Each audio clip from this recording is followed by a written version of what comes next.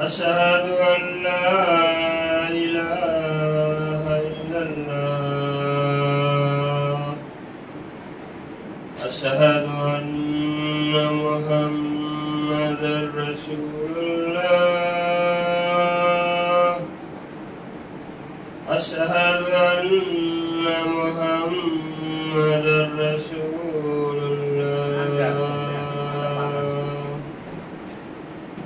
حي على الصلاة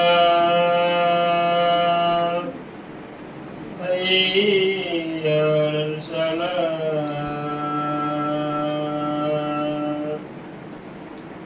حي على الفلاح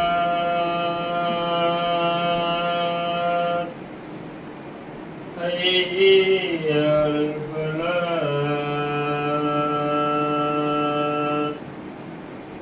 الله أكبر الله أكبر لا إله إلا الله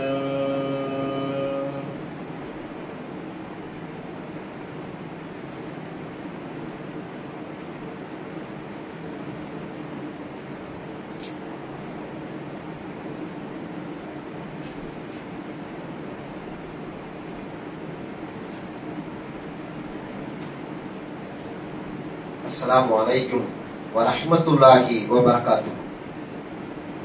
إن الحمد لله نحمده ونستعينه ونستغفره ونؤمن به ونتوكل عليه ونعوذ بالله من شرور أنفسنا ومن سيئات أعمالنا. من يهده الله فلا مضل له ومن يضلل فلا هادي له وأشهد أن لا إله إلا الله وحده لا شريك له وأشهد أن محمدا عبده ورسوله. اللهم صل على محمد وعلى آل محمد كما صليت على إبراهيم وعلى آل إبراهيم إنك حميد مجيد. اللهم بارك على محمد وعلى آل محمد كما باركت على إبراهيم وعلى آل إبراهيم إنك حميد مجيد. يا أيها الناس اتقوا ربكم الذي خلقكم من نفس واحدة وخلق منها زوجها وبث منهما رجالا كثيرا ونساء واتقوا الله الذي تساءلون به والأرحام إن الله كان عليكم رقيبا. يا أيها الذين آمنوا اتقوا الله حق تقاته ولا تموتون إلا وأنتم مسلمون. ஏக இறைவனாகிய அல்லாஹ்வின் திருப்பெயரை போற்றியவனாகும் புகழ்ந்தவனாகும் எனது சும்மா உரையின் கீழ் வருகிறேன். வல்ல நாயனின் சாந்தியும் சமாதானமும் நம் உயிரிலும் மேலான நபிகள் நாயகம் ஸல்லல்லாஹு அலைஹி வஸல்லம் அவர்கள் மீதும் அவர்களை பின்பற்றி வாழ்ந்த உத்தம சத்திய சகாபாக்களும் மீதும் இந்த ஜும்மா நேரத்தில் இந்த ஜும்மா தினத்தில் நாம் தொழுக வேண்டும் என்று இங்கே வந்திருக்கும் நம் அனைவரும் மீதும் அந்த ஏக இறைவனுடைய வற்றாத பெருங்கருணை என்றென்றும் உண்டாவதாக என்று பிரார்த்தித்தவனாக எனது உரையின் கீழ் வருகிறேன். அன்பிற்குரியவர்களே, நாம் எல்லாம் புனிதமிகு ரமலான் மாதத்தினுடைய இறுதி நாளில் இறுதி நோன்பில் இருக்கிறோம். இந்த நிலையில் இந்த ரமலான் மாதம் நம்மை எவ்வாறு பண்படுத்தியது என்பதை பார்க்க நாம் ஒவ்வொருவரும் கடமைப்பட்டிருக்கிறோம். ஏனென்று சொன்னால் ஒவ்வொரு வருடமும் நம்மிடம் ஒரு மாதம் முழுவதும் ரமலான் வருகிறது. நாமும் நோன்பு வைக்கிறோம், தொழுகிறோம், கடந்து செல்கிறது, மறுபடியும் பழையபடி நாம் மாறுகிறோம், மறுபடியும் வருகிறது. இதேதான் தொடர் கதையாக இருக்கிறது. இதில் நம்மோடு இருந்த ஒரு சிலர்கள் எல்லாம் இறந்திருப்பார்கள், மரணித்திருப்பார்கள், மூத்தாயிருப்பார்கள். அப்ப இந்த நிலையில் வருடங்கள் ஓடிக்கொண்டேதான் இருக்கிறது, ரமலான்கள் வந்து கொண்டேதான் இருக்கிறது. ஆனால் நம்மிடம் பெரிய மாற்றங்கள் இருக்கிறதா என்று பார்த்தால் இந்த ரமலான் மாதத்தில் மட்டும் பர்டிகுலரா பார்த்தோம்னா தொழுகை உட்பட அத்துணை காரியங்களிலும் நம்மிடம் மிகப்பெரிய மாற்றங்கள். மற்ற காலங்களில் அந்த ஃபஜ்ர் நேர தொழுகை என்று சொன்னால் எழுந்து பள்ளிக்கு வர வேண்டியவர்கள், பள்ளிவாசலில் வந்து தொழுக வேண்டியவர்கள் என்ன செய்யறோம்? தொழுக வர மாட்டேங்க. ஏதோ ஒரு நாள் வர்றது, 2 நாள் வர்றது, அப்புறம் அவ்வளவுதான் என்கின்ற ஒரு தோற்றம், என்கின்ற ஒரு நிலை நம்மிடம் இருக்குது. ஆனால் ரமலான் என்று சொன்னால், அந்த நோன்பு என்று சொன்னால், அதுவும் அந்த சதுர் நேரத்தினுடைய அந்த சாப்பாடு, அதை சாப்பிட்டு விட்டு ஒரு வகையான ஒரு போதை உடனே போய் தூங்கலாமே, 1/2 மணி நேரம் தொழுகையை தள்ளி வச்சிருக்கிறாங்க, இப்படியா வைக்கிறது? இப்படிலாம் நம்மளுடைய மனசுல என்ன ஓட்டங்கள் ஓடும். சைத்தான் வந்து அதை எதுவும் சொல்லுவான், வாங்க சொல்லிட்டாங்க, பேசாம 2 ரக்காத்து வீட்டிலேயே தொழுது தூங்கலாம், என்ன பள்ளிவாசலுக்கு தான் போகணுமா என்கின்ற பல்வேறு வகையான மன ஓட்டங்கள் ஓடும். ஆனா என்ன, இதையெல்லாம் வென்று அந்த ஃபஜ்ர் நேர தொழுகையை நிறைவேற்றும். யோசிச்சு பாருங்க, அப்ப எவ்வளவு கடினமா இருக்குது. அந்த சகர் நேரத்தினுடைய உணவையும் சாப்பிட்டு அடுத்ததாக எதையுமே செய்ய முடியாத ஒரு நிலையில அப்படி டக்குன்னு போய் என்ன செய்யறோம்? அந்த ஃபஜ்ர் நேர தொழுகையை தொழுகிறோம். அதற்கு பிறகு ஒரு சிலர் உறங்குவார்கள், ஒரு சிலர் வேலை செய்வார்கள், அது பிரச்சனை இல்லை. அடுத்ததாக அந்த ரமலான் மாதத்தில் நோன்பு நோட்டிருக்கக்கூடிய அந்த காலகட்டங்களில் எப்படிப்பட்ட ஒரு நிலைகள் இருக்குது? யாரை பற்றி புறம் பேச மாட்டாங்க. யோசிச்சு பாருங்க, யாரையாவது பத்தி ஏதாவது ஒரு விமர்சனங்கள் வர வேண்டியது இருந்தா, நோம்பா போச்சு அவன் பேசி வேணாம், பேசாதீங்கப்பா, நன்மை போயிடும், இப்படி என்று ஒருவருக்கொருவர் தடுக்க குடிதி பார்க்கணும். அல்லாஹ் திருமறை குர்ஆன்ல சொல்றானா இல்லையா? நன்மையான காரியத்திற்கும் இறை அச்சத்திற்கும் ஒருவருக்கொருவர் உதவி கொள்ளுங்கள் என்று அல்லாஹ் திருமறை குர்ஆன்ல சொல்றான். அப்ப யோசிச்சு பாருங்க, அந்த பாவமான காரியத்தை செய்யணும்னு நாம் நினைச்சாலும், பேசணும்னு நினைச்சாலும், பாத்தியா இப்படி பண்றான் அப்படின்னு பேசினாலும், ரமலான் மாசத்துல பேசி நோன்பு வச்சிருக்கோம், புறம் பேசக்கூடாது, ரசூலுல்லாஹ் கேடாயேங்கிறாங்க, அப்ப இது இந்த தீமையை செய்யக்கூடாது என்று நம்மளுடைய இந்த மனதில் என்ன ஓட்டங்களை பார்க்க. நாம ஒருவேளை உணர்ச்சி வசப்பட்டு பேசினாலும் நம்மளுடைய குடும்பத்தார், நம்மளுடைய சக நண்பர்கள் தடுக்கக்கூடிய பாவத்தை சம்பாதிக்கிறது, இப்படி செய்யக்கூடாது என்று உடனே அதற்கு ஒரு முட்டுக்கட்டை போடக்கூடியதை பார்க்கணும். சிந்திச்சு பாருங்க, இந்த ரமலான் மாதம் நம்ம எவ்வளவு தூரம் ஒவ்வொரு விஷயத்திலையும் பண்படுத்துன்னு பாருங்க. அதே நேரத்தில் ஒரு பக்கம் தொழுகையில எது கடினமான தொழுகை? ஃபஜ்ர், இஷா. ரசூல் ஸல்லல்லாஹு அலைஹி வஸல்லம் சொல்கிறார்கள், நயவஞ்சர்களுடைய மிக சிரமமான ஒரு தொழுகை எது தெரியுமா? ஃபஜ்ரும் இஷாவும் தான் என்று ரசூலுல்லாஹ் சொல்றாங்க. அந்த நேர தொழுகை எப்பறா தூக்கத்தை விட்டுட்டு வர்றது? இன்றைக்கு இஷா கூட நமக்கு எப்படி பகல் மாதிரி தெரியுது. இந்த கரண்ட் காலங்கள்லாம் கண்டுபிடிக்கப்பட்டு எல்லா பக்கமும் மின் விளக்குகள் ஜொலிப்பதனால் நமக்கு எப்படி இரவு கூட பகலாக தெரிகிறது. ஆனால் அந்த ஃபஜ்ர் நேரத்தை யோசிச்சு பாருங்க, தூக்கத்திலிருந்து எழுந்து சகுர் உணவை சாப்பிட்டு விட்டு அடுத்ததா நாம் என்ன செய்யறோம்? அந்த தொழுகைக்கு போறோம். அப்ப இந்த 2 தொழுகை தான் நயவஞ்சர்களுக்கே சிரமமான தொழுகை. இதனுடைய நன்மைகளை பற்றி ஒருவர் தெரிந்திருந்தால், ரசூல் எப்படி சொல்றாங்க பாருங்க, இந்த 2 வக்தினுடைய தொழுகையினுடைய நன்மையை ஒருவர் தெரிந்து கொண்டால் அவர் என்ன செய்வார்?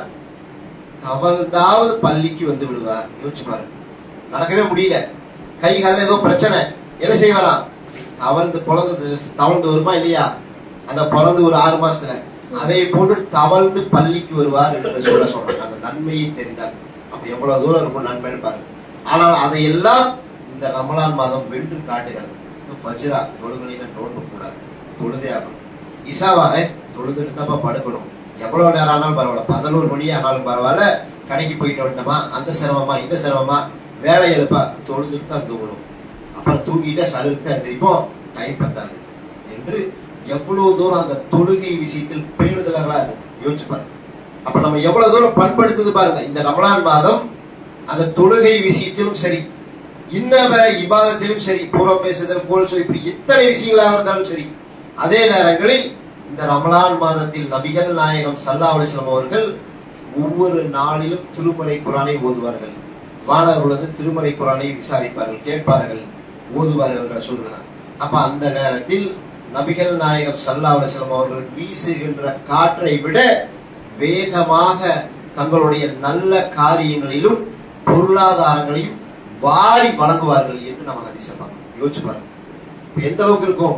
அப்ப இன்றைக்கு பார்க்கிறோம், எத்தனையோ இஸ்லாமியர்கள் மற்ற காலங்களை காட்டிலும், ஆனா நம்ம சொந்தத்துல நம்ம சொந்தக்காரர் இருக்கிறாங்க, அவனுக்கு ஒரு 1000 ரூபாய் அனுப்புவோம், அவன் ஒரு சிரமத்தில் இருக்கான், அவனுக்கு ஒரு 2000 ரூபாய் அனுப்புமே, இவனுக்கு ஒரு 5000 ரூபாய் அனுப்புமே என்று ஒவ்வொருவரும் தன்னுடைய சொந்த பந்தத்தில் இருக்கக்கூடியவர்கள் எல்லாம் லிஸ்ட் போட்டு மாறி மாறி பொருளாதாரங்களை வாரி வழங்கக்கூடியதை பார்க்கணும். இந்த ரமலான் மாதம் எவ்வளவு தூரம் நம்மளை பண்படுத்துதுன்னு பாருங்க.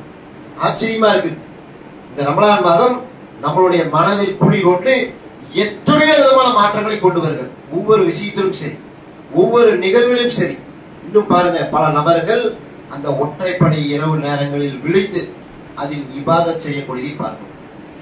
ஒரு சிலர் தான் குறிப்பிட்டு அந்த ஒரு நாள் என்று வைத்துக் கொண்டு ஆட்டம் பாட்டம் என்று விளையாட்டுகளில் எல்லாம் ஈடுபடக்கூடியதை பார்க்கிறோம். ஊர் சுத்துறது விளையாடு. ஆனால் பெரும்பாலான நபர்கள் இபாதத்தில் மூழ்குகிறார்கள். திருமறை குரானை ஓதுகிறார்கள்.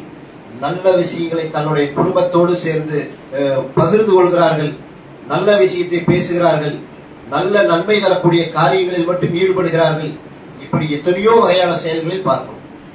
இது எப்படி பல நபர்கள் ஒன்றாக இணைந்து அந்த சகுர் நேர உணவை பல மக்களுக்கு வழங்குவோம் என்று வழங்கக்கூடியதை பார்க்கிறோம். அந்த அதிகாலை நேரத்துல பள்ளிவாசல்களோடு இணைந்து, ஜமாத்துகளோடு இணைந்து அப்படிப்பட்ட நன்மைகள் எல்லாம் செய்யக்கூடியதை பார்க்கிறோம். ஏதாவது ஒரு வகையான நன்மை நாம் செய்தாகணும். இந்த ரமலான் மாதத்தில் செய்தால் நமக்கு நன்மை. அது போக இந்த ரமலானுடைய இறுதி பத்தில் நபிகள் நாயகம் ஸல்லல்லாஹு அலைஹி வஸல்லம் அவர்கள் ஒரு இபாதத்தை காட்டி தந்தார்கள். என்ன இபாதத்து? ஈத்திகாப் இருப்பது. பள்ளிவாசலில் ஈத்திகாப் இருக்க வேண்டும் என்று சொன்னார்கள். குடும்பத்தை விட்டு, நம்மளுடைய இன்ன பிற அலுவலர்கள் எல்லாத்தையும் விட்டு இறை அச்சம் வர வேண்டும், இறை பயம் வர வேண்டும். நாம் பள்ளிவாசலோடு அத்துணை வகையான தொடர்பையும் துண்டித்து இருக்க வேண்டும் என்று அந்த ஈத்திகாப் இருக்கக்கூடியவர்கள் பார்க்கணும். இந்த ரமலான் மாதத்தில் எவ்வளவு நிகழ்வுகள் இந்த ரமலான் மாதத்தில் மட்டும் இருக்குதுன்னு பாருங்க. இதற்கு மத்தியில வெவ்வேறு விஷயங்கள் நிறைய இருக்கும். நம்ம 4 பேத்துக்கு ட்ரெஸ் எடுத்து கொடுப்போம், 4 பேத்துக்கு நல்ல அறிவுரைகள் சொல்லுவோம், 4 பேத்துக்கு பொருளாதாரம், இப்படி எத்தனையோ இருக்குது. ஆனால் அதையெல்லாம் கடந்து இபாதத் என்று வந்து விட்டால் 1008 வகையான இபாதத்துகளை பார்க்கணும். அதே நேரத்தில் பல்வேறு வகையான தவறுகள், பாவங்கள் எல்லாமே தடுக்கப்படுகிறது. ஆபாசான வார்த்தைகள் ஒரு செல்போன்லயே வந்தா உடனே ஆகாதுப்பா, இதை தொட்டாலே இப்படித்தான் வரும். ஒரு ரீல்ஸ் எடுத்தா இன்றைக்கெல்லாம் எப்படி காமெடி என்கின்ற பேரில் ஆபாசத்தை அள்ளி தெளிக்கிறான். உடனே என்ன, இது ஆகாதுப்பா, மஞ்ச நேரம் தொழுக போகாம இதை தூக்கி பார்த்தாங்க, உடனே தூக்கி போடுகிறோமா இல்லையா? அப்ப அந்த இறை எச்சம் நம்ம எந்த அளவிற்கு மாற்றுகிறது ஒவ்வொரு இடத்திலும் ஒவ்வொரு நேரத்திலும். அதனால்தான் அல்லாஹ் திருமறை குர்ஆன்ல சொல்றான், இறை அச்சம் இந்த ரோம்ல உருவாகும். அல்லக்கும் தத்தக்கும், ஈமான் கொண்டவர்களே இந்த நோன்பு எதற்காக? உங்களுக்கு முன்பு சென்றவருக்கும் கடமை, உங்களுக்கும் கடமை. எதுக்காக? அல்லக்கும் தத்தக்கும், இறை அச்சத்தை ஏற்படுத்தும் என்பதற்காகத்தான் என்று அல்லாஹ் சொல்றான். அதே நேரத்தில் இந்த இறை அச்சமுடையவருக்கு அல்லாஹ் கொடுக்கக்கூடிய வெகுமதிகளை அல்லாஹ் சொல்றான். பட்டியலே இறை அச்சமுடையவருக்கு வெற்றி தலமும் தோட்டங்களும் கொடுப்போம். அல்லாஹ் மறுமையில சொல்றான், வெற்றி தலங்கள், தோட்டங்கள் கொடுப்போம், திராட்சைகள் கொடுப்போம், இன்னும் சம வயதுடைய, நம்மளுடைய ஏஜுக்கு ஈக்குவலா இருக்கக்கூடிய சம வயதுடைய அவர்கள் மனைவிமார்களை கொடுப்போம் அவர்களுக்கு என்று அல்லாஹ் சொல்றான். எப்படி பாருங்க, அவர்களுக்கு நிரம்பிய கிண்ணங்கள் உண்டு. சொல்றமா இல்லையா? இன்னைக்கெல்லாம் சாராயம், மது என்று சொல்லி அதை வாங்கி பயன்படுத்தி இந்த உலகத்தில் தன்னைத்தானே ஒரு இழிவான ஒரு பிறவியாக ஆக்கி கொள்ளக்கூடியதை பார்க்கிறோம். ஆனா அல்லாஹ் மறுமையில் என்ன சொல்றான்? குறைஞ்சதெல்லாம் இல்லை, நீ இன்னைக்கு சொல்றியா இல்லையா, அதுக்கு ஒரு பேர் வச்சிருக்கான். கட்டிங்கி, அது 100 மில்லி 200 என்றெல்லாம் பேர் வச்சிருக்கான், நமக்கு தெரியல. ஆனா அல்லாஹ் என்ன சொல்றான்? நீ நிரம்பி வலியக்கூடிய கிண்ணங்கள்ல உனக்கு பானம். சும்மாலாம் இல்ல, இதுன்னு அல்ல, இவ்வளவு அல்ல, என்ன நிரம்பி வலியக்கூடிய கிண்ணங்கள் என்று அல்லாஹ் சொல்றான். யாருக்கு? இறை அச்சமுடையோராக இந்த உலகத்தில் வாழ்ந்து மரணித்தவருக்கு நாம் தருகிறோம் என்று அல்லாஹ் சொல்றான். இன்னும் எப்படி அல்லாஹ் திருமறை குர்ஆன்ல சொல்றான், அந்த இறை அச்சமுடையோருக்கு நாம் என்னென்ன பாக்கியங்கள் எல்லாம் வழங்க வேண்டும் தெரியுமா? அது துர்பாக்கியசாலியை தவிர யாரும் அதை தருக மாட்டார்கள். நரகத்தை பத்தி அல்லாஹ் சொல்றான். யார் அதில் நரகத்துல போய் கழுவா? பாக்கியசாலி கருக மாட்டான், துர்பாக்கியசாலி தான் அதில் கருவான் என்று அல்லாஹ் சொல்றான். சொல்லிவிட்டு அவன் பொய்யென கருதி அலட்சியப்படுத்த, என்னப்பா மார்க்கம், என்ன இஸ்லாம், என்ன இறையச்சம் என்று அதை அலட்சியப்படுத்தினான், பொய்யென கருதினான் என்று அல்லாஹ் சொல்றான். ஆனால் இறை அச்சமுடையவர்கள் அதிலிருந்து விளக்கப்படுவார்கள். யோசிச்சு பாருங்க, எப்படி நரகத்திலிருந்து விளக்கப்படுவார்கள். அவர்கள் சொர்க்கத்துக்குரியவர்கள். அல்லாஹ் சொல்றான் எப்படி? அவர்கள் இறை அச்சமுடையவர்கள் அதிலிருந்து விளக்கப்படுவார்கள். அவர்கள் தனது செல்வத்தை வழங்கி தூய்மை அடைந்தவர்கள். இந்த ரமலான் மாதத்துல நிறைய சகோதரர்கள் பார்க்கணும். ஒரு பக்கம் பார்த்தா தான தர்மம் வழங்கிட்டு வருவாங்க. இன்னும் நிறைய பேர்களுடைய என்ன அந்த ஜக்காத்து, அந்த என்னுடைய செல்வத்தை நான் எப்படி தூய்மையாக வைத்துக் கொள்ள வேண்டும் என்பதே தெரியல. ஜக்காத்துன்னு சொன்னா இப்ப என்ன ஒரு 40 லட்சம் ரூபாய் இருக்குதா, அந்த 40 லட்சம் ரூபாய்க்கு கணக்கு போட்டா எவ்வளவு வரும்? ஒரு 50,000 60,000 தோராயமா வரும் வைங்க. கணக்குல சொல்லல, கணக்கு இல்லாம சொல்றேன். அப்ப ஒரு 60,000 ரூபாய் வருதுன்னா இந்த 60,000 ரூபாயை நம்ம சொந்தத்தில் இருக்கக்கூடிய சிரமப்படக்கூடிய கஷ்டப்படக்கூடிய யாராவது ஒருவருக்கு அந்த ஒட்டுமொத்த தொகையை கொடுத்தால் அவர் கடை வைப்பார். ஒரு பழவழியோ அல்லது ஒரு பெட்டி கடையோ அல்லது ஏதாவது ஒரு தொழில ஒரு மிஷினை வாங்கி போட்டு தைக்கிறாரு. இப்படி இதுல ஒரு பொருளாதாரத்தில் வளர்ந்தால் அவர் நாளைக்கு என்ன ஒரு பணக்காரரா மாறுவார். அப்ப ஏழைகளை ஒழிக்க வேண்டும் என்பதற்காக இஸ்லாம் சொன்ன திட்டம் தான் இந்த ஜக்காத் என்கின்ற திட்டம். ஆனா இன்னைக்கு எப்படி இருக்குது? ஒவ்வொருத்தரும் நான் கொடுக்கணுமா 60,000 ரூபாய் இந்த வருஷம் ஜக்காத்து, என்ன பண்றது? சொந்த பந்தத்தில் இருக்கிற ஒரு 30-40 பேர்த்த பிரிக்கிறது. பிரிச்சுட்டு அந்த 60,000 இருந்து என்ன செய்யறது? 3,000, 2,000, 1000, 1,500 இதுல பேர் என்ன? சேலைகளும் கொடுக்கிறார்கள். அதுக்கு பேர் என்ன? பல கடைகளில் போட்டு வைத்திருக்கிறார்கள் ஜக்காத்து சேலை அப்படின்னு போட்டு வச்சிருக்காங்க. என்னடா ஜக்காத்துல என்னடா சேலை அப்படின்னு பார்த்தா 200 ரூபா, 100 ரூபா, 300 ரூபா இதுக்கு கிடைக்குமா? அது பேரு ஜக்காத் சேலை. என்னப்பா ஜக்காத் என்பது வறுமை ஒழிக்கப்பட வேண்டும். ஒவ்வொரு இஸ்லாமியிலும் பொருளாதாரத்தில் தன்னிறைவு அடைந்தவனாக ஆக வேண்டும். நீ கொடுக்கக்கூடிய 50,000 அந்த 1 லட்சம் நாளை என்ன செய்யணும்? அடுத்த ரமலானில் அல்லது அதுக்கு அடுத்து வரக்கூடிய ரமலானில் அல்லது ஒரு 10 ரமலான் கடந்து அவன் ஒரு பணக்காரனா மாதிரி அவன் பள்ளிவாசலுக்கு என்ன செய்யணும்? ஜக்காத் கொடுக்கிற அளவுக்கு வளரணும். அதற்காகத்தான் இந்த ஜக்காத் என்கின்ற தர்மத்தை கடமையாக நபிகள் நாயகம் ஸல்லல்லாஹு அலைஹி வஸல்லம் ஆகணும். ஆனா என்ன நாம என்ன செய்யறோம்? அதை அப்படி கூறாக பிரிக்கிறது. 30, 40, 50 அப்படி பிரிச்சு கடைசியில் என்ன செய்யறது? அது என்ன ஆகும்? அந்த வாங்குற 60 பேரும் அடுத்த வருஷம் என்ன லேட் ஆகுது கொடுக்காம இருக்கிறீங்க. அப்ப என்ன? ஏழைகளை நீங்கள் என்ன செய்றீங்க? ஏழைகளை பணக்காரராக உயர்த்துகிறீர்களா, ஏழைகளை ஏழைகள் அளவில் நிலையிலே வைக்கிறீர்களா என்று யோசிப்பார். ஏன்னு சொன்னா நாம் கொடுக்கக்கூடியது 1000, 2000 இதெல்லாம் என்ன ஆகும்? அவருக்கு ஏதாவது ஒரு செலவினத்துக்கு பத்துமா? அவருடைய வாழ்வாதாரத்தை மேம்படுத்துமா? யோசிச்சு பாருங்க. ஒரு 26 கிலோ அரிசி மூட்டை இன்னைக்கு எப்படி சாதாரணமா நல்ல அரிசி சொன்னால் 2,000 வருது. ஒரு 70 ரூபா, 60 ரூபா, 75 ரூபாய் சாப்பிடறோம்னு சொன்னா சாதாரணமா 2,000 வருது. நீ கொடுக்கக்கூடியதுல என்ன செய்வான்? ஒரு 25 கிலோ அரிசி வாங்கினா ஒரு 3 மாசத்துக்கு சாப்பிடுவோம். அதுல அவன் வாழ்க்கை மேம்பட்டு விடுவான். யோசிச்சு பாருங்க. இப்படி எல்லாம் செய்கிறார்கள். அப்ப இதுவெல்லாம் மார்க்கம் தெரியாமல் செய்யக்கூடிய ஒரு நிலை. அப்ப இதெல்லாம் செய்யவே கூடாது. என்ன செய்யக்கூடாது? அந்த ஜக்காத்து பொருளாதாரத்தை ஒட்டுமொத்தமாக பள்ளிவாசலுக்கு வழங்குறது கூட்டாங்க. அந்த பள்ளிவாசல் ஒரு சிலர் என்ன செய்வான்? தன்னுடைய சுயமரியாதை கருதி சொந்த பந்தத்துல போய் கேட்க மாட்டான். எனக்கு தொழில் வேணும், நான் இதை செய்யறேன், நான் அதை செய்யறேன், எனக்கு ஏதாவது உதவி செய்ய என்று கேட்க மாட்டார்கள். ஆனால் பள்ளிவாசல்ல இப்படி ஏதாவது ஒண்ணு கிடைச்சா நல்லா இருக்கும் பாய், நான் ஒரு கடை வச்சிருவேன், அல்லது நான் இதை செய்வேன், இந்த வேலைக்கு போயிருவேன், இப்படி பண்ணுவேன் என்று சொல்லுவான். அப்ப அவனுக்கு அந்த பொருளாதாரம் கிடைத்தால் அதில் அவன் முன்னேற வாய்ப்பு உண்டு. ஆனால் இன்னைக்கு என்ன செய்கிறார்கள்?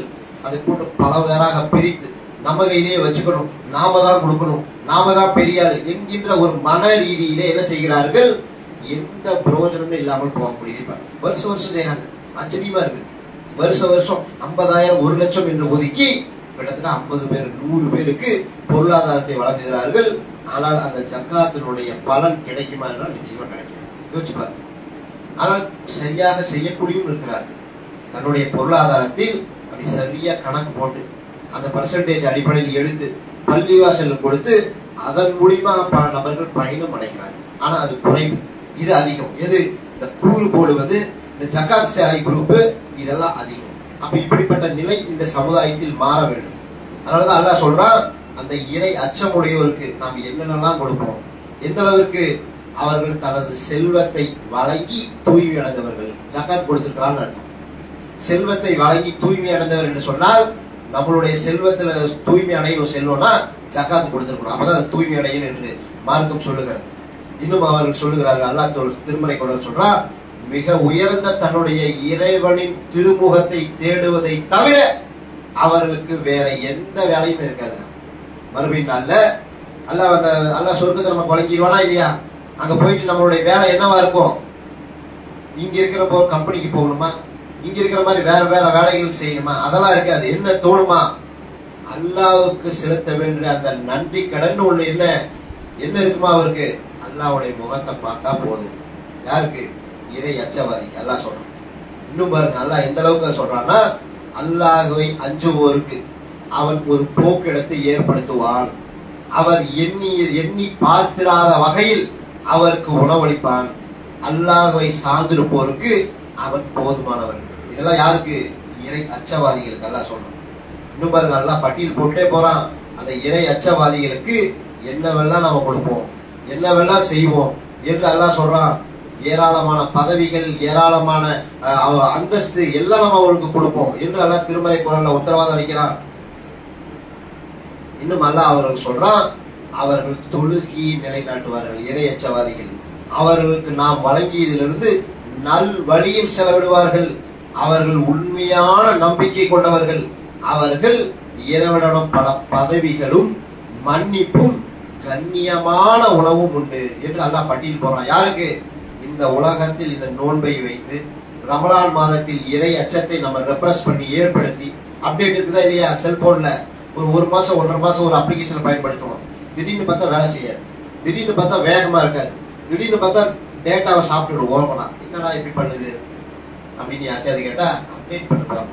அந்த மாதிரி அப்டேட் தான் இந்த ரமலான். நம்மை 11 மாதங்கள் ஒழுக்கமா தொழுகாம சரியா இன்னவர வேலைகள்லாம் செஞ்சு இபாதத்தெல்லாம் கரெக்டா பண்ணாம தர்மம் வழங்காம புறம் பேசாம இப்படி 1008 வகையில் இருந்திருப்போம். அப்ப இந்த ரமலான் மிகப்பெரிய ஒரு அப்டேட், இறை அச்சத்தினுடைய அப்டேட்டை எல்லாம் வழங்கி இருக்கிறான். அந்த இறை அச்சத்தினுடைய அந்த அப்டேட் என்ன செய்யும்? நம்மளை இன்னும் மெருகூட்டும். அப்ப இந்த ரமலான் மாதம் கற்றுத்தந்த அந்த பாடம் படிப்பினை மீதம் வரக்கூடிய 11 மாதம் தொடர்ந்தால் நாம் என்ன? இறை அச்சவாதி. அப்படி தொடரல அப்படின்னு சொன்னா நாம யாரு? இந்த உலகத்தில் இன்ன பிற சமுதாயத்தில் இன்ன பிற மக்களுடைய ஒரு மனநிலை இருக்குமா இல்லையா? குறிப்பிட்ட நாளுக்காக செய்வாங்க. ஏப்பா என்ன ஏதாவது வேண்டுதலா கேட்போமா இல்லையா? என்னப்பா இப்படி செஞ்சிருக்கிறீங்க, ஏதாவது வேண்டுதலா இல்ல வேற ஏதாவது பத்தி அப்படி கேட்போமா இல்லையா? அதே போன்று இந்த ரமலான் வந்தது என்பதற்காக நாம இரையச்சமா இருக்கிற மாதிரி, தொழுகிற மாதிரி, நோக்கு வச்ச மாதிரி நடிச்சிருக்கிறோம். அப்ப என்ன? அப்ப இந்த ரமலான் நம்மை பண்படுத்தியது என்று சொன்னால் மீதம் வரக்கூடிய அந்த மாதங்களில் இது எதிரொலிக்க வேண்டும், இது நடைமுறையில் இருக்க வேண்டும். அதே நேரத்தில் இந்த ரமலான் கற்றுத்தந்த மிகப்பெரிய ஒரு பாடம் என்னன்னு சொல்லுங்க. சரியான பரலான தொழுகை தொழுதிருப்போம். அதே நேரத்தில் அந்த இரவு தொழுகையை உண்ண விடாம தொழுகும். யோசிப்பாங்க. ஒரு சிலர்லாம் வருத்தப்படுவாங்க, என்னன்னு தெரியலீங்க, தூக்கம் வந்துருச்சு, இந்த ரமலான் 30 நாள் நோன்பு வச்சு அந்த இரவு தொழுகை ஒரு 2 நாள் தொழுகை, 3 நாள் தொழுகை அப்படின்னு சொல்லுவாங்க. பார்க்கிறோம், நம்மளே பார்க்கிறோம். அப்ப அந்த அளவிற்கு அந்த இரவு தொழுகையில் மீது அதிகமாக நம்பிக்கை வைத்துப்பார். ரசூல் ஸல்லல்லாஹு அலைஹி வஸல்லம் அவர்கள் அந்த இரவு தொழுகை எப்படி மிக பேணுதலாக இருப்பார்கள். அதே எப்படி அந்த கடைசி 10 நாட்கள் வந்து விட்டால் குடும்பத்தில் இருக்கக்கூடிய எந்த ஒரு விஷயத்தில் ஈடுபட மாட்டார்கள். குடும்ப இல்லற தொடர்பையை துண்டித்து விடுவார்கள். அந்த இரவு நேர தொழுகைக்கும் அதில் கிடைக்கக்கூடிய அந்த விஷயத்திற்கும் அதிகமாக முக்கியத்துவம் கொடுப்பார்கள். இது தொடரும். இந்த ரமலான் மாதத்தில் நாம் செய்யறோமா இல்லையா? அந்த இரவு தொழுகை மீதம் இருக்கக்கூடிய 11 மாதத்தில் செய்து பாருங்கள். நம்மளுடைய வாழ்க்கையில் எவ்வளவு பெரிய மாற்றம் ஏற்படுப்பார். ஆனா என்ன செய்யறோம்? அந்த ரமலான் மாதத்தில் மட்டும் கரெக்டா தொழுகிறோம். அது எப்படி? அந்த கடைசி 10 நாள்ல 2:30 மணி 3 மணி இந்த நேரத்துல தான் தொழுக வைப்பாங்க. அந்த தூக்க கலக்கத்தோடு போய் நின்று அந்த சிரமத்திற்கு மேல சிரமமா இருக்கும். யோசிச்சு பாருங்க. ஒரு பக்கம் இமாம் என்ன செய்வாரு? 5 நிமிஷம் 7 நிமிஷம் கடந்து அந்த அத்தியாயத்தை ஓதிட்டே இருப்பார். நமக்கு என்ன ஆகும்? நிக்கக்கூடிய நேரத்திலேயே அப்படி கலக்கும், அப்படி தூக்கம் மேலிடும். இருந்தாலும் என்ன? அல்லாஹ்விற்காக அதை பொறுத்து கொண்டு செய்வோம். ஆனா அந்த ரமலான் மாதம் முடிந்தால் அதெல்லாம் மூட்ட வேண்டியது. அப்படி இருக்கக்கூடாது. அந்த இரவு தொழுகை அதிகமாக தொழுது என்று சொன்னா அந்த இரவு தொழுகை தான் பெரும்பாலான விஷயங்களை பெற்றிருத்தோம். அல்லாஹ் திருமறை குர்ஆன்ல சொல்றான், அவர்கள் எப்படிப்பட்டவர்கள் என்று சொன்னால் அவர்கள் விழாப்புறங்கள் அவர்களுடைய படுக்கையில் இருக்காது, அல்லாஹ்வை வணங்குவதற்காக விரைந்து எழுந்து ஓடி வருவார்கள் என்று அல்லாஹ் திருமறை குர்ஆன்ல சொல்றான்.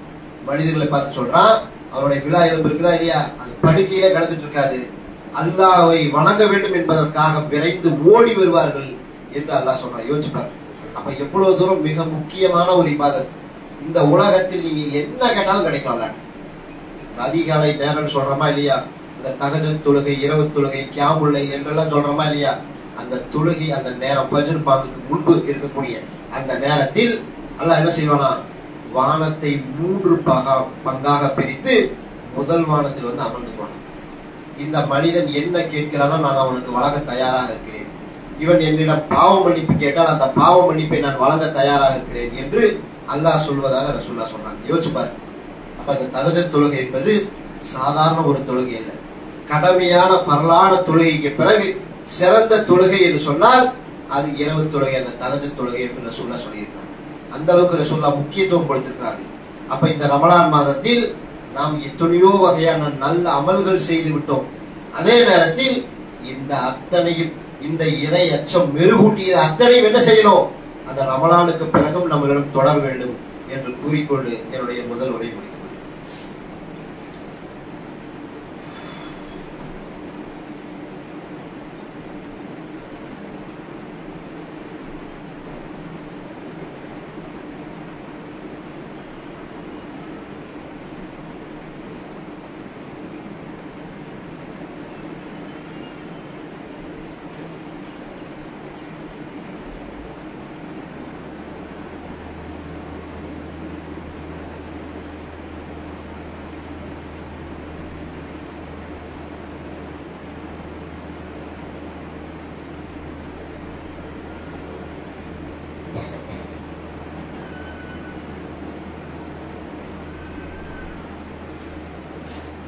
முதல் உரையிலே இந்த ரமலான் மாதம் நம்மை பண்படுத்தியதா என்கின்ற தலைப்பில் ஒரு சில செய்திகளை பார்த்தோம். இன்னும் இது சம்பந்தமான ஏராளமான செய்திகளை பார்த்தோம். நபிகள் நாயகம் ஸல்லல்லாஹு அலைஹி வஸல்லம் சொல்கிறார்கள், ஒரு நாளில் 5 நேர தொழுகைகள், அதை ஒட்டி வரக்கூடிய அந்த ஜும்மாவுடைய தொழுகை, அதை ஒட்டி வரக்கூடிய அந்த ரமலான் மாதத்தினுடைய அந்த நோன்பு தொழுகைகள், இது அனைத்தும் அடுத்து வரக்கூடிய ரமலான் இருக்குமா இல்லையா, கிட்டத்தட்ட 11 மாதங்கள் 12 மாதங்கள் இடைப்பட்ட அந்த நேரத்தில் வரக்கூடிய அத்தனைக்கும் நாம் செய்யக்கூடிய சிறு பாவங்களுக்கு பரிகாரமாக அமையும் என்று சொல்றாங்க. பெரும்பாவம் அல்ல, பெரிய பெரிய பாவங்களா இருக்குது. கொலை செய்வது, இப்படி பெற்றோர்களை நோவினைப்படுத்துவது, விபச்சாரம், இது மாதிரி பெரும் பெரும் பாவங்களா இருக்குது. அதுவல்ல, திருடுவது, இதெல்லாம் இல்ல. ரசூலுல்லாஹ் சொல்வது சிறு பாவங்கள் இதற்கெல்லாம் பரிகாரமா அமையும். நாம் செய்யக்கூடிய இந்த தொழுகை, 5 நேர தொழுகை, ஜும்மாவுடைய தொழுகை, அந்த நோன்பு, அதுக்கு அடுத்து வரக்கூடிய அந்த இடைப்பட்ட 11 மாதங்கள் நடைபெறக்கூடிய சிறு பாவங்களுக்கு பரிகாரமாக மாறும். அல்லாஹ் என்ன செய்யறான், உடனே டேலி பண்ணிடுறோம். உலகத்துல நாம் என்ன செய்யறோம், நிறைய வகையான கணக்குகள் டேலி பண்ண மாட்டோம். ஆனா அல்லாஹ் என்ன செய்யறான், நீ இந்த சின்ன சின்ன பாவம் செஞ்சிருக்கிறியா, எல்லாத்தையும் இந்த ரமலான் டு அந்த ரமலான் எல்லாத்தையும் லெஸ் பண்ணிடுறேன், எல்லாத்தையும் கழிச்சிடறான் என்று ஒட்டுமொத்தமா பர்ஃபெக்டா என்ன பண்றான், சின்ன பாவம் எல்லாத்தையும் கழிச்சிடறான். பெரிய பாவத்துக்கு மட்டும் உன்னுடைய நிலை என்னன்னு பார்த்தா அதுக்கு மறுமையில பஞ்சாயத்து இருக்குது என்று அல்லாஹ் கூப்பிடுறான். அதே நேரத்தில் ரசூல் ஸல்லல்லாஹு அலைஹி வஸல்லம் சொல்கிறார்கள், ஒரு முஸ்லிம் அழகாக அங்க தூய்மை செய்து அழகா அகத்தையும் முகத்தையும் ஒருமைப்படுத்தி, நம்மளுடைய அகத்தையும் நம்மளுடைய மனசையும் நம்மளுடைய இன்னபிற உடல் அசைவையும் ஒருமுகப்படுத்தி உள்ள அச்சத்தோடு பணிந்து தொழுந்தால் அவருக்கு சொர்க்கத்தை தவிர வேற எதுவுமே கட்டாயம் இல்லை என்று சொன்னாங்க. யோசிச்சு பாருங்க, நம்ம இன்னைக்கு இதை தொழுகிறோமா இல்லையா, நம்ம இது காலையில மதியானம் அப்படி நம்ம நினைக்கிறோம். ஆனால் அந்த தொழுகை என்ன செய்வாங்க, நம்மை சொர்க்கத்திற்கு இழுத்து செல்லும் என்று சொல்றாங்க. யோசிச்சு பாருங்க. அப்ப இன்றைக்கு நாம என்ன செய்யறோம், இந்த ரமலான் மாதத்தில் சரியா பேணுதலா இருந்துட்டோம். ஆனா இதற்கு பிறகு வரக்கூடிய காலங்கள் நாம சரியில்லைன்னு சொன்னா இந்த ரமலான் நம்மளை பண்படுத்தலன்னு அர்த்தம். இந்த ரமலான் அல்ல, 1000 ரமலான்களை கடந்தாலும் நாம் இப்படித்தான் இருப்போம் என்று அர்த்தம். அதனால் இந்த ரமலான் நம்மளை பண்படுத்தி இருக்கிறது, இறை அச்சத்தை ஏற்படுத்தி இருக்கிறது. நம்மளுடைய ஒவ்வொரு செயல்பாடுகளிலும் நாம் பார்த்து பார்த்து நன்மை எது தீமை எது பிரித்து நாம் செயல்பட்டு இருக்கிறோம். அப்ப இதையெல்லாம் உணர்ந்தவர்களாக நாம் மீதம் இருக்கக்கூடிய 11 மாதங்களும் செயல்பட வேண்டும் என்று கூறிக்கொண்டு என்னுடைய ஜும்மா உரையை முடித்துக் கொள்கிறேன். வாகிரதவான அல்ஹம்துலில்லாஹி ரப்பில் ஆலமீன். அஸ்ஸலாமு அலைக்கும்.